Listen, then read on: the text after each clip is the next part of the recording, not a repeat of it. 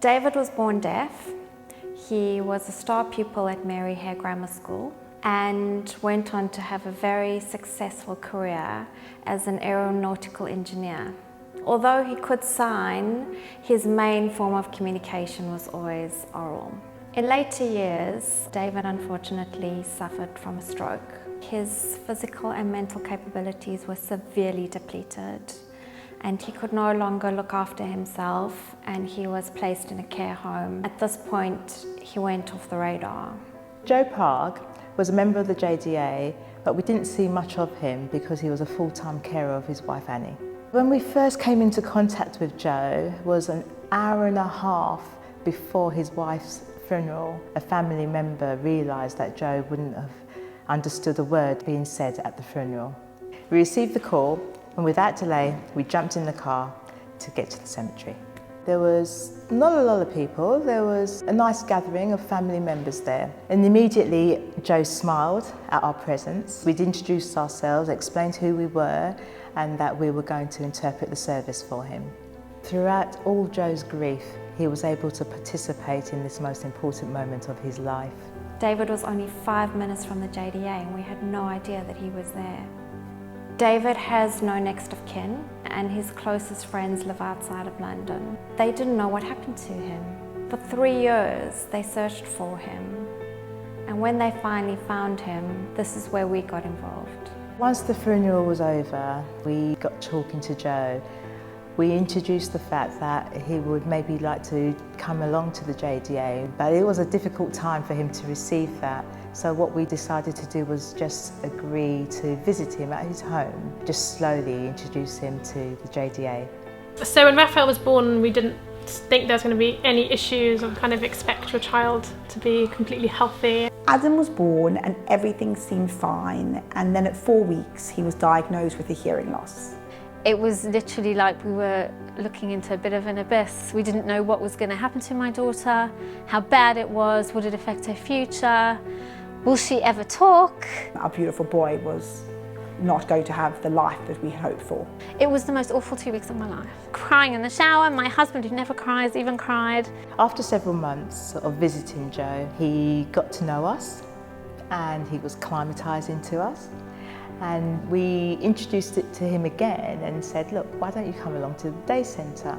Joe never looked back. He's met up with past friends he hadn't seen for a long time. He's got active with the JDA, he's laughing, and he doesn't stop talking. Since Joe has been in the JDA care, we've discovered that he's had a number of health issues, and unfortunately I was the one that had to tell him that his cancer had spread. There was nothing that they can do for Joe. All they can do is make him comfortable. He was in shock.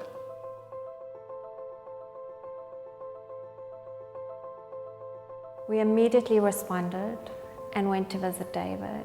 I found this very sweet, fragile old man sitting alone in his room. He hadn't been communicated with or visited for 3 years. Jodie runs the family services. She helps and advises the parents, many of whom have not ever come across a deaf person before. They've got no idea where to turn or what to do. All he had was, "Hiya, how you doing?" and nothing more than that. No one knew him. Over time, we got to know him, visited him regularly, brought him to day centre, and watched this person blossom. His communication improved, his social skills improved. We have also trained up the staff in the care home to better understand and communicate with him. By the time Jodie's helped them, they'll know where to turn in terms of support, medically, educationally. Jodie's there to help them with all of it. Jodie called me up and she said she's going to be fine.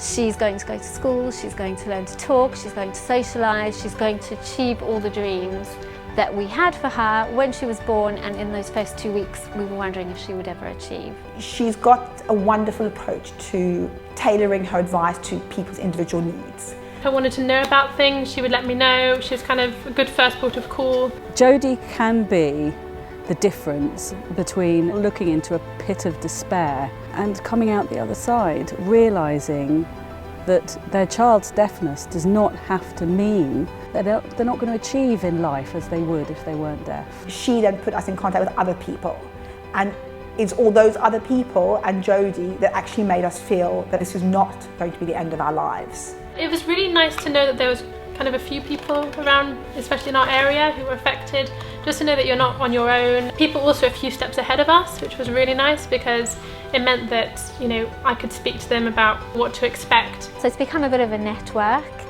We're young mums from Borehamwood, North London, Mill Hill, Hampstead, and we all meet once every few weeks and we just talk about what's happened, where we are. It's a support network, and that's what you need. If you know you're not the only one who's going through it, then you can get through it as well. What's important is that the JDA will be with Joe, holding his hand and supporting him all the way right to the very end. He loves travel, he loves maps, he loves astronomy.